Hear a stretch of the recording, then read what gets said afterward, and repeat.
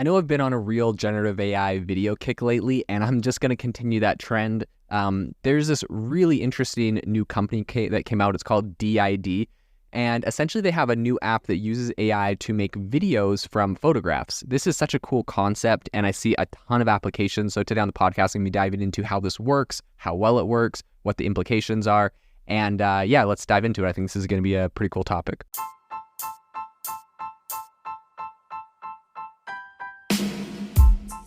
Welcome to the world's #1 AI podcast, AI Chat. I'm your host, Jaden Schaefer.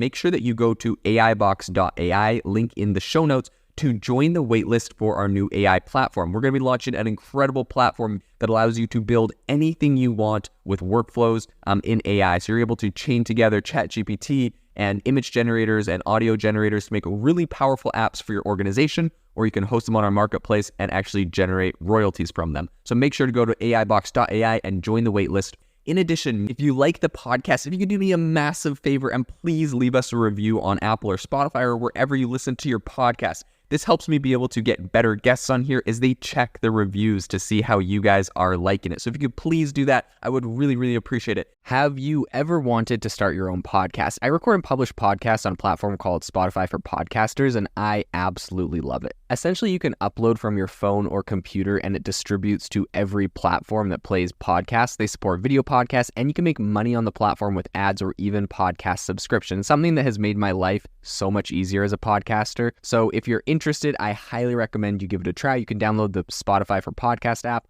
or go to spotify.com/podcasters to get started on your podcast today. So DID is a Tel Aviv-based startup, and they're kind of recognized for their technology behind a bunch of different viral videos of animated family photos. But they essentially have expanded their platform to mobile users. After initially, I think they just launched this as like a web platform or whatever, but they have the DID's Creative Reality Studio that now allows users to pretty much bring plain images to life with AI-generated videos. And now you can do this on your phone, so I think that's even more accessible for a lot of people. But the company had initially kind of eyed corporate sectors for applications like training or internal and external communications, as well as product marketing. I think with the new mobile app they have, users can now really quickly access DID's services by, you just download the app, log in or whatever. You can opt for a pre-existing digital persona, which DID has created, or you can just upload a photo from your device. So it's the same way that Lensa allowed you to upload a handful of photos of yourself, and then it could generate like cool AI images of you in all sorts of places. This is the same idea, except now you just upload an image of yourself, and from that image, they can create like a talking head video of you saying or talking or doing, which is really cool technology, especially if you think about once people start integrating this with things like 11 Labs, it is doing like a voice clone or something, if they do it or if they do their own version. So I think the interface is fairly user-friendly on this. It lets you put text in 120 available languages. They have both male, female voice choices. And I don't think they do like voice cloning yet. So I'll be curious to see if they go with 11 Labs to do that, because it'd be really cool if you could like create like a voice clone on 11 Labs of yourself and then go here and get it to be like upload an image and have it be like a talking head video. Now you have a talking head video that's you talking, and all you had to do is give 11 Labs a couple seconds of audio and give this a picture, and all of a sudden you're able to do this. I think users can also customize the voice tone, so you can make it really cheerful, friendly, terrified, whispering, like there's a bunch of different options. That's kind of cool. I was looking at some demos of the tool. It's honestly impressive. It's pretty cool. It's not perfect, right? I think the lips syncing to the audio is not perfect, but it's pretty close. It's pretty solid. It's obviously going to get better. So I'd say just like imagine it being perfect, because it will be perfect soon, I think in a conversation about some of the underlying technology, their CEO, Jill Perry, said, quote, DID integrates a blend of unique and open source AI techniques. Central to it is a model adept at crafting video frames guided by audio signals. Our products powered by a potential API can render videos at a staggering 100 frames per second, which is quadruple the speed of typical real-time rendering, which honestly is pretty impressive. According to Perry, their CEO, while, AI enthusiasts are the primary target right now, the broader appeal is, quote, it's a tool for those desiring videos of digital personas, be it their digital twin, historic figures, fictional characters, or even ancestors. What the app truly offers is an affordable, scalable video production solution that's accessible everywhere. And like when he said the whole ancestors thing, all of a sudden that made me think of like, there was like a thing a while ago where like you uploaded a picture of like one of your ancestors and it kind of gave it like a motion, like the face was kind of moving and you could like imagine what they looked like a little bit better. Imagine this, like you go find your great-great-grandfather's journal or great-great-grandmother's journal, upload all the text in of like the stuff they said, and then you get a bunch of pictures of them that are like talking head pictures, and like you could probably just create an AI version of like one of your ancestors and chat with them and ask them questions about their life. I know my wife, her grandmother, who passed away when she was like very little, she didn't really know her, but she kept extensive journals throughout her whole life, documenting everything. And it would be fascinating, I'm sure, for my wife to be able to upload like the 20 journals that this lady kept and just be able to talk to her, ask her anything about her life and her experiences for advice. It would be so fascinating, and I guarantee that it'll get there. This is definitely an area that this technology will be used for. I think specifically the company DID emphasized some of the ethical uses of its technologies. So video can span up to 10 minutes, but the company is trying to ensure their platform isn't exploited or creating like deep fakes, that kind of stuff.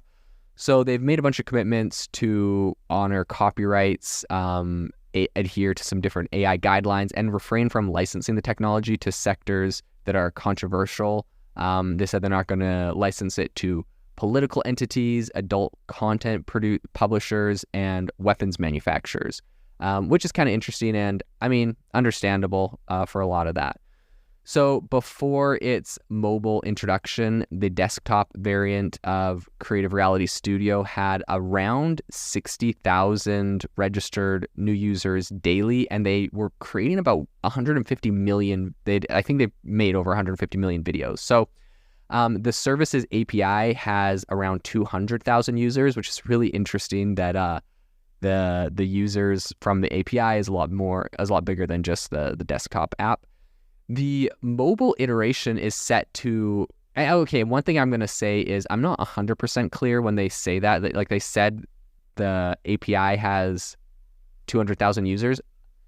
I don't think that's 200,000 companies that are using their API to like produce content or whatever. I think that it's like they gave out an API, a handful of companies have implemented it, and those companies have gained 200,000 users. So yeah, I could be wrong on that, but that's my assumption there.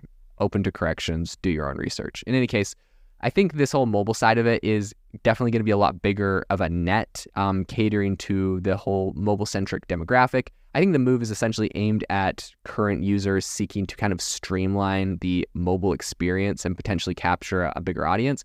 DID's mobile services, I think, will operate as a subscription model, so it's going to be about $6 a month. And then existing subscribers of the desktop platform can like really easily continue their plan. And for those, I think they get like a 14-day free trial period, which is, cool. I think despite being headquartered in Tel Aviv, DID's like very global. They have a staff that like pretty much their staff's all around the world. And they said they're doing this to ensure uninterrupted services even during geopolitical disturbances. They specifically highlight the Israel-Hamas conflict, which is interesting, sad, that they have to do that. I'm sure there's a ton of startups in the Ukraine that I think have faced a lot of very similar things. So I'm sure they're seeing kind of that same roadmap and seeing what happened there and making sure to set up their company to be successful regardless. Perry, their CEO, said, quote, "Our team, both in Israel and globally, are committed to delivering unmatched support. Particularly, our Ukraine team has been exemplary in showcasing their solidarity with the circumstances in Israel." So last year, I think after successfully raising $25 million in a Series B round, DID, they made headlines with its Deep Nostalgia project and its offshoot Live Story. So both ventures centered around animating historical family photos. You probably have seen like these. They're kind of quite viral at the time. Live Story incorporated audio.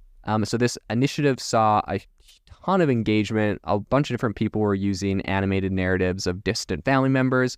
DID's ongoing projects, I think, also include a photorealistic interface for ChatGPT, which is, I think, kind of cementing its place in the whole, in the space of AI-driven innovation. This is going to be a really interesting company to follow in the future. They're doing some really phenomenal stuff, so I'm excited to test them out myself and follow them as they continue to evolve, because, right, they started as just like they would animate a picture, and then it was animated picture, now it can talk, and it'll be interesting to see where that goes. It's going to be, an animated actor that you're going to be able to put in your own movie, and they'll probably play a role in that whole audio, video kind of revolution we're seeing with generative AI. So definitely an interesting company to follow.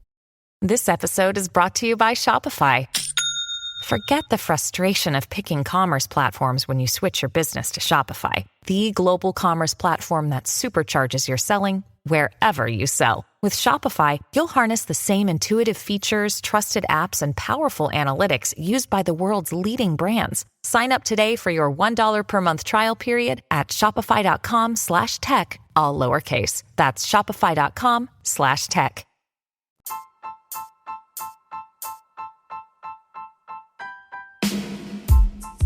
Thank you for listening to the AI Chat Podcast. If you enjoyed the podcast, I'd appreciate it if you rate me wherever you listen to podcasts. And if you're looking for an innovative group of AI enthusiasts, make sure you check out our Discord channel and also our Facebook community. It's obviously a lot more interactive than a podcast, where we can actually share software tools, prompts that we're using in everyday AI. I'll leave a link for those in the description below.